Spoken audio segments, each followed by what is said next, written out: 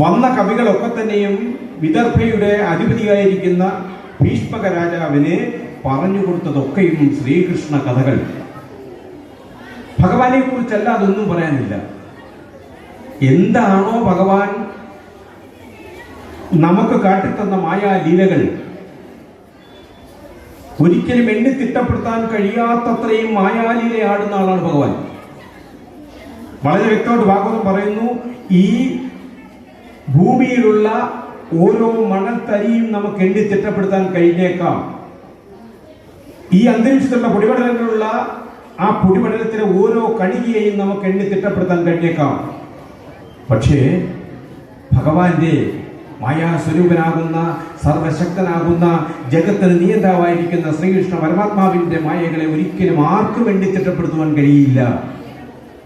അങ്ങനെയുള്ള ഭഗവാന്റെ വീരകഥകൾ നിത്യവും പറഞ്ഞുകൊണ്ടേയിരിക്കുകയാണ്. കുട്ടിക്കാലം മുതലേ തന്നെ രുക്മിണി ദേവി ഇത് കേട്ടുകൊണ്ടിരിക്കുകയാണ്.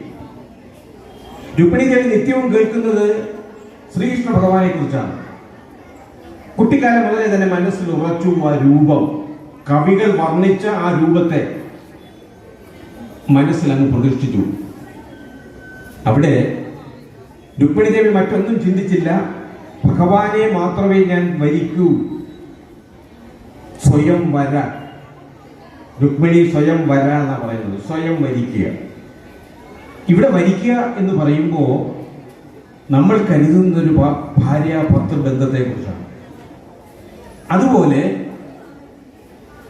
ഭൗതികമായി ചിന്തിക്കുമ്പോൾ, വാച്യാർത്ഥമായി ചിന്തിക്കുമ്പോൾ വരിക്കുക, ഭർത്താവാകുക എന്നൊക്കെ നമുക്ക് ചിന്തിക്കാം. ആന്തരികമായ അർത്ഥം അതല്ല. അത് ഞാനിത് പറഞ്ഞതിന് ശേഷം പറയാം. ഇവിടെ നേത്രഭീതി ഉണ്ടാകുന്നതിന് മുമ്പേ, രുക്മിണി ദേവിക്ക് നേത്രഭീതി ഉണ്ടാകുന്നതിന് മുമ്പേ സ്തോത്രഭീതി ഉണ്ടായി.